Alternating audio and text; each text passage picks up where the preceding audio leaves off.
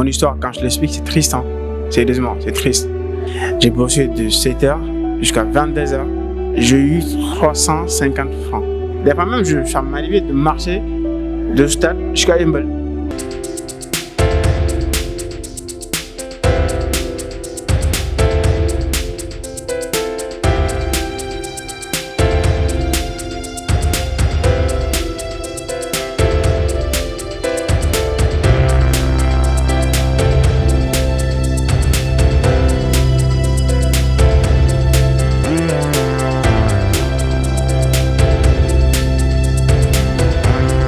D'abord, je suis très content de cela et honoré par cette nomination. Je dis que bon, c'est pas simple.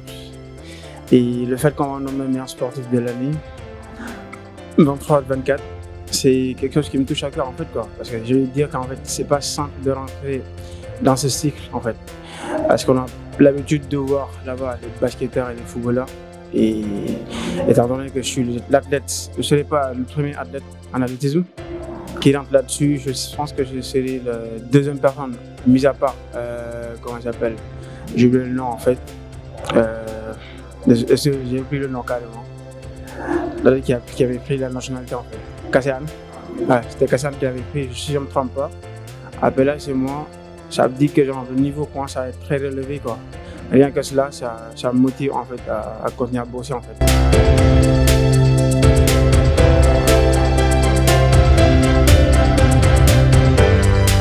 Bah, je dis la compétition que je vais citer, je pense que c'était au championnat du monde à Budapest. C'est l'une des compétitions que je ne vais pas oublier en fait.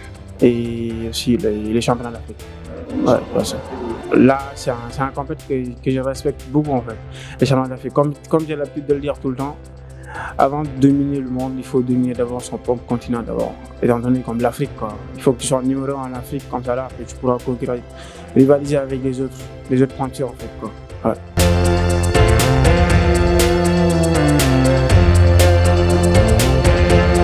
Bah, la préparation, je dirais, c'était pas ouf, parce que j'avais des problèmes de financiers et tout, même les blessures aussi, que bon, beaucoup de gens ne savaient pas. J'étais un peu blessé avant même les championnats d'Afrique.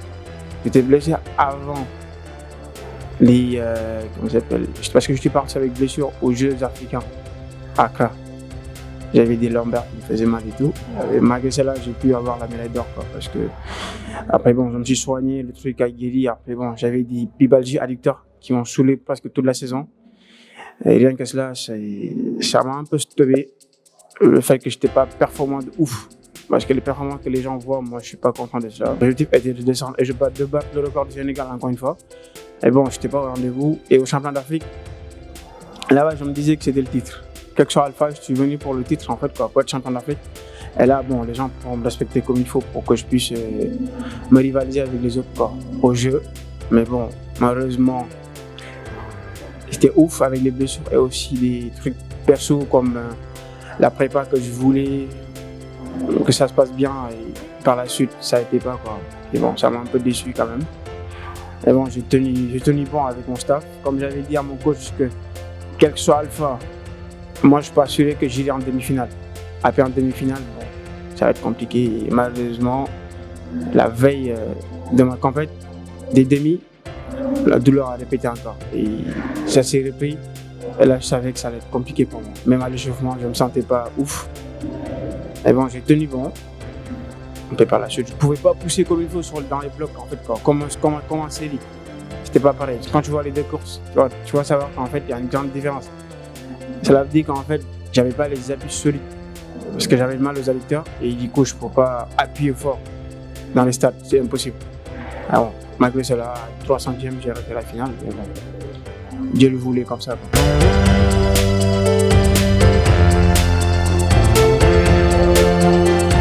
Je dirais c'est pas simple, hein. Sérieusement, c'est pas tous les athlètes qui peuvent faire ça. Il faut que tu sois mentalement fort et solide à l'intérieur aussi, et avoir un bon staff. Moi, je communiquais beaucoup plus avec mon père. Et là, j'ai dit que vous voyez que je m'entraîne. C'est comme mon père en fait quoi. Je communiquais beaucoup avec lui et aussi mon coach, mon ancien coach Alain Ismaël, il a arrêté de me coacher parce que bon. C'est un peu compliqué, malgré ces trucs de santé, il ne pourra plus continuer l'aventure avec moi et tout. Et c'est avec lui que je communiquais plus quoi, sur ça.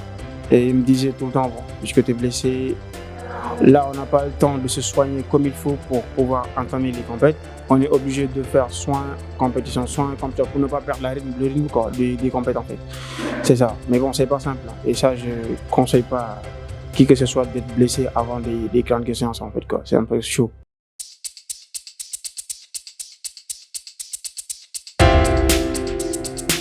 Bah, vous savez, le choix il est simple. Hein. C'est juste qu'en fait, il faut voir, chaque athlète connaît son corps et aussi à les réalités en Europe. Quoi. Il fait froid là-bas. Et bon, moi je peux adapter à ça, pas de souci, parce qu'en Europe on a deux salles, une salle couverte et une salle découverte. Mais quand moi je préfère, dès le mois de novembre, je préfère être à Dakar pour bosser ici, quoi, avec le soleil et tout. En fait, ça me permet de me ressourcer quand même, il y a le sable, la plage, parce que mon hivernal se tourne à la plage. Muscu, boxe, natation. De ce fait, je préfère le faire ici avec mon ancien coach Badji et aussi avec mon coach Alain Ismaël et aussi mon père. Et là, ça me permet de prendre beaucoup de force et tout, et bien me reposer aussi quoi, et aller discuter avec mes potes et tout pour changer un peu de cadre. Après, une fois que j'ai fini l'hivernal, là, je suis obligé de retourner en Europe pour continuer mes entraînements. Comme il faut. Mais quand on parle d'hivernal, moi je préfère être ici à Dakar. Quoi. Comme mes autres continents aussi, l'hiver ils ne sont pas dans ce pays, eux ils sortent pour chercher là où le climat est beaucoup plus stable, quoi. Il ne fait pas moins froid en fait. Quoi.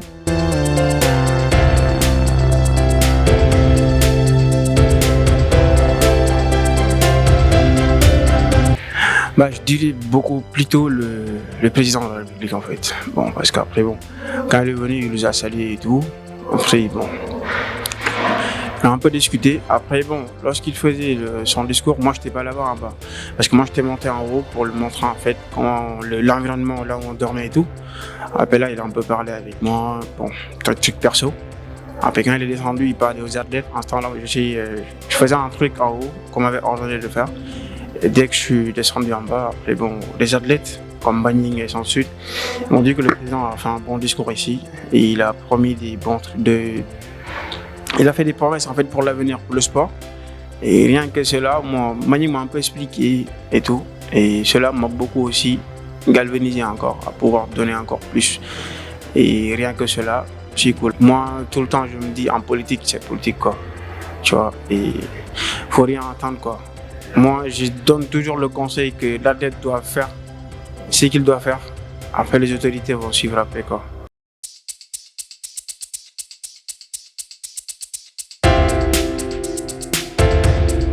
Sur cette saison, je dirais le fait d'être champion d'Afrique. Sérieusement. Ce titre-là, en fait, j'en rêvais, en fait, parce que je vais un peu retourner en arrière. Champion d'Afrique en Île Maurice. J'étais le favori. Mais bon, comme on dit, je suis tombé à la 8e des séries. Et j'ai loupé la compétition. Et cela m'a fait tellement mal. J'ai bossé pendant 2 ans pour pouvoir relever ce challenge en fait. Et quand je pense à cette compétition des championnats d'Afrique au Cameroun, je me suis dit, là c'est mon tour en fait quoi, de reprendre ce qui m'était dû. Et l'autre truc, c'était quoi? Le fait d'aller jusqu'en demi-finale au JO.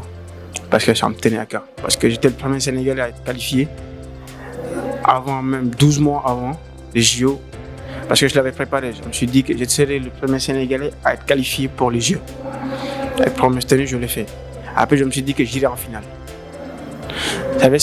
C'était ce mindset-là que j'avais en fait. Quel que soit Alpha, j'irais en finale. Même en étant blessé, j'irais en finale tout simplement. Ouais.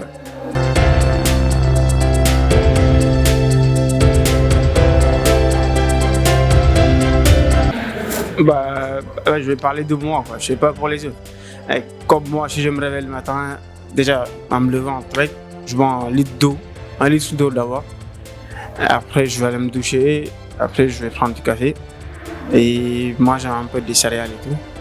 Bon, après, à midi, il faut que je mange tôt. Si je dois courir à 19h, quelque chose comme ça, à midi, je sois au resto, à la cantine, pour manger.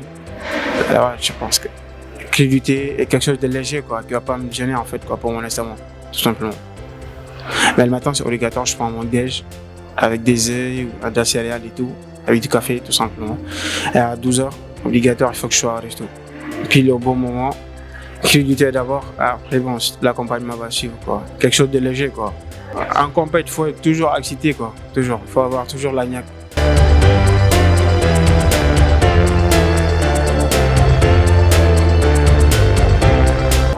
Bah, moi, ce qui me motive le plus, je pense, je dirais, c'est ma mère. Hein. Ma mère et ma soeur. Il n'y a que ça. Moi, ma mère, elle est tout pour moi, quoi. Quand je vois ma mère, ça me donne envie de bosser dur parce que pour l'honorer, il faut que je travaille, quoi. Et je l'avais promis qu'un jour viendra, tu entendras le nom de ton fils partout. Et de ce fait, jusqu'à présent, bah, ça monte petit à petit.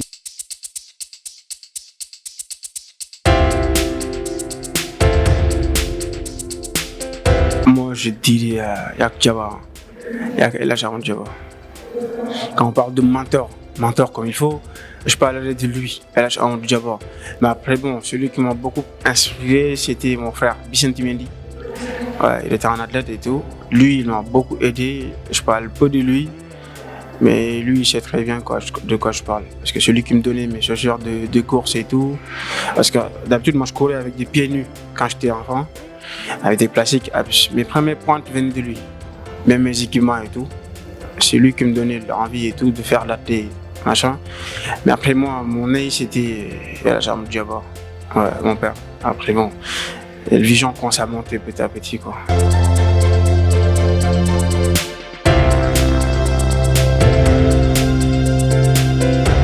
Bah, lui, son rapport avec moi, c'est comme père et fils, en fait, je peux le dire. Parce qu'on s'est connus, je pense, en 2017, quelque chose comme ça, 2015, quoi. Il m'a beaucoup soutenu. Je veux dire, mon premier voyage des championnats d'Afrique junior, quand j'étais nommé vice-champion d'Afrique junior, et battre le record Sénégal aussi en junior, il était là. C'était lui qui m'avait donné la valise que j'avais pour voyager même. Lui, il était là tout le temps. Quand j'entraînais avec mon ancien coach, à chaque fois, il venait là-bas, il disait à mon coach, ce boy, en fait, je le veux. Et après, par la suite, il a pu rencontrer ma mère. Et bon, le truc a passé comme ça, quoi. Parce que lui, il est là dans les mauvais moments et dans les bons moments, quoi. Tout le temps. Même là, il n'y a pas de compagnie, il n'y a rien. Et tout le temps, on se parle. Tout le temps. Des fois, on voyage ensemble et tout. Et il y a beaucoup de choses que je ne peux pas dire ici. Mais c'est quelqu'un de bien. Il m'a beaucoup soutenu tout au long de ma prépa et jusqu'à présent, en fait. Lui, il m'explique tout le temps comment ça se passe au haut niveau. Tout le temps. Même, tu vois, tout à l'heure, certes, je suis pro, mais n'empêche, il a l'œil toujours sur moi. Il me corrige, fais ça, et n'empêche, c'est comme ça. Quand on voit quelque chose, il faut écouter, en fait, celui qui est déjà passé là-bas. Et moi, je fais que écouter et suivre, tout simplement.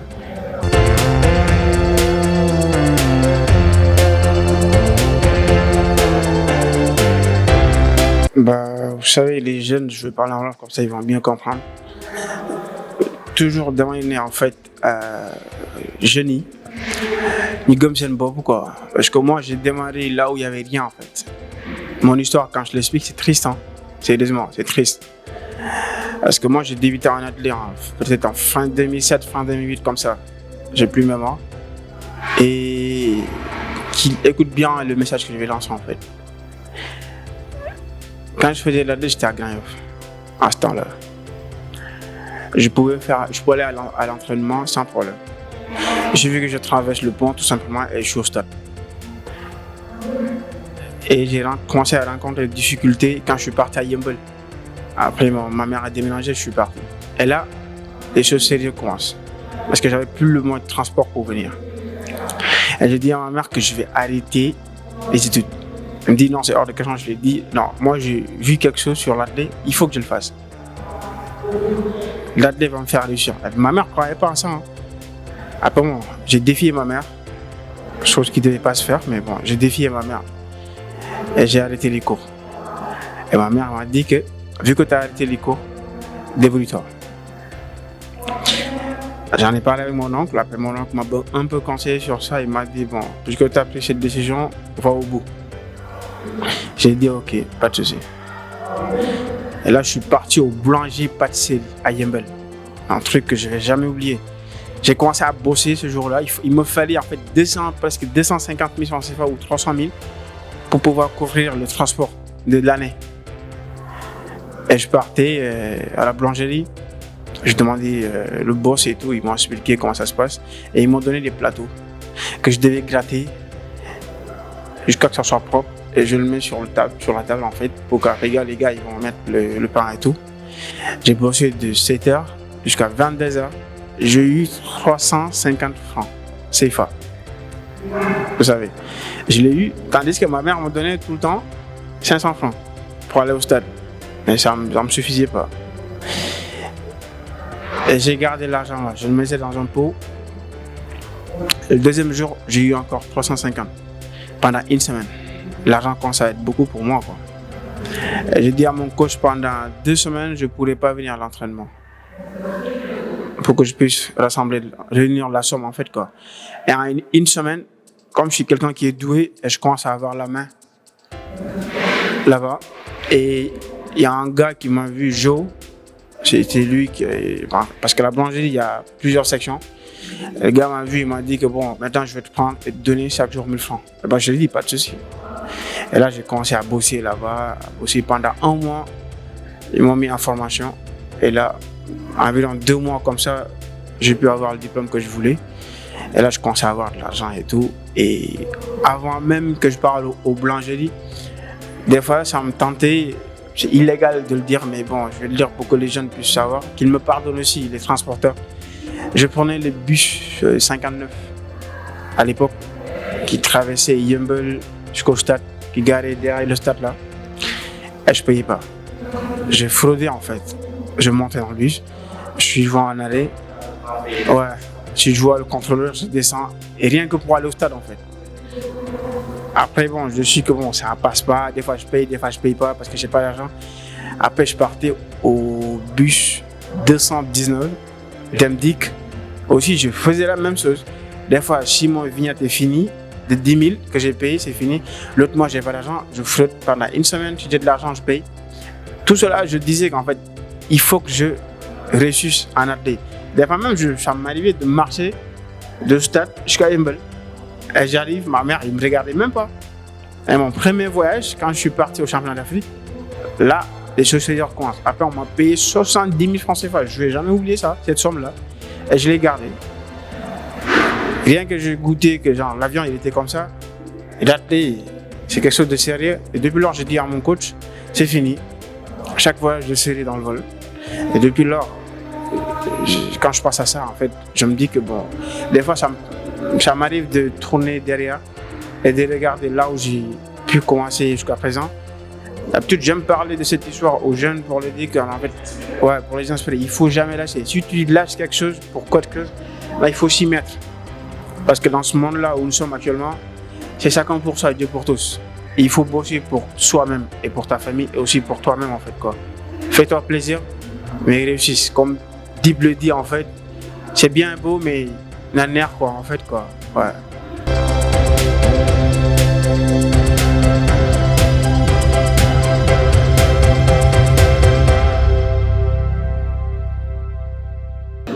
Ah bien sûr. Ça, je suis engagé sur ça. Des fois, comme je vous dis, je donne des conseils.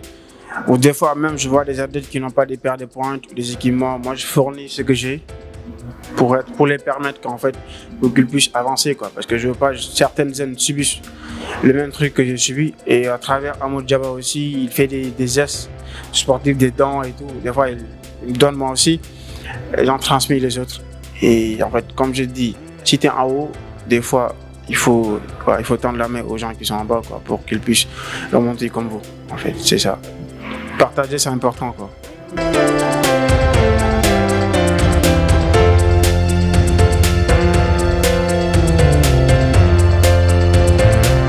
Bah, je vais dire c'est quelque chose de simple hein, parce que moi je fais pas la grosse tête en fait. Des fois les gens me disent ouais pro ou genre champion. Moi je me dis je suis toujours en personne lambda comme vous. Je suis en loco quoi. Et bon les gens me disent non t'es pas loco t'es un pro. Je dis ouais en pro ouais sur le terrain. À dehors du terrain je suis en personne normale. Je parle à tout le monde et tout. Et rien que c'est là moi j'ai le droit de montrer un bon exemple là où je suis. De tolérer certaines choses, donner le meilleur de moi-même pour que les autres puissent, l'image qu'ils ont sur moi, que ça disparaisse pas en fait quoi. Ils ont vu de moi quelqu'un qui est un bosseur comme les gens, comme ils le disent. Et bon, je donne le meilleur de moi-même pour que les gens puissent adapter à ça, tout simplement. Quand tu me trouves sur le terrain, je te montre que je suis quelqu'un qui ne rigole pas avec ça. Quoi. Rien que quand je mets mes pieds au stade, c'est pour bosser. Après le sport, là on peut rigoler et tout, on me dit que bon, la vie c'est comme ça. Quoi. Quel que soit Alpha, tout ce que tu dois faire, tu sais que c'est quelque chose de solide. Engage-toi quoi en fait. Ouais.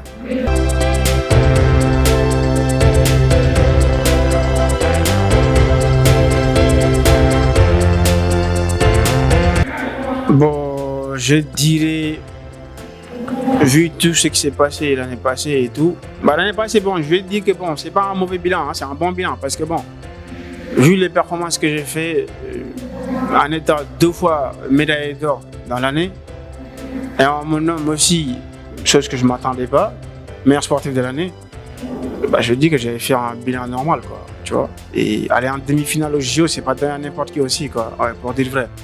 Rien que cela, ça motive quoi. Pour l'année prochaine, on a les championnats du monde à Tokyo. Et après, on a les Jeux africains, Jeux islamiques plutôt. Je pense que ça sera au mois de novembre, si je ne me trompe pas, en Arabie Saoudite. Mais moi, l'objectif principal, c'est d'aller en finale au championnat du monde. C'est ça mon objectif préféré. Bon, tout d'abord, je prie d'être en bonne santé et d'être en forme. Et c'est d'aller en finale au championnat du monde. Pour dire que bon, je suis toujours là et ma place est toujours conservée quoi. Et l'autre truc c'est de battre aussi mon record personnel, qui est le record du Sénégal. Et bon, le truc que je ne vais pas jamais oublier, c'est de battre le record d'Afrique. Ça me tient à cœur. Je voulais le faire l'année passée, mais bon, j'ai pas pu.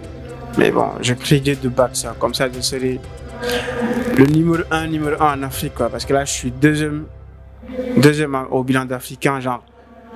À part le recordman africain en fait quoi.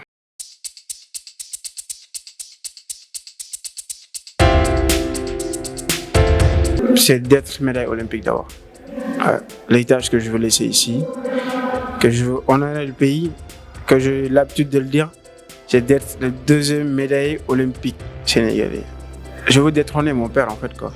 Je le dis tout le temps. J'ai envie de te détrôner et je veux le faire. Et lui, il veut me transmettre ça, raison pour laquelle bon, il est toujours à mon côté. Et bon, c'est le seul héritage que je peux honorer le pays en fait. Vu tout le pays, ce qu'ils m'ont donné, mes fans et tout, les amis et tout, c'est d'être champion olympique. Quelle que soit la couleur du médaille en fait, c'est d'être champion olympique et être aussi champion du monde. Ouais. Ces deux choses-là, je pense que c'est quelque chose de bien en fait quoi.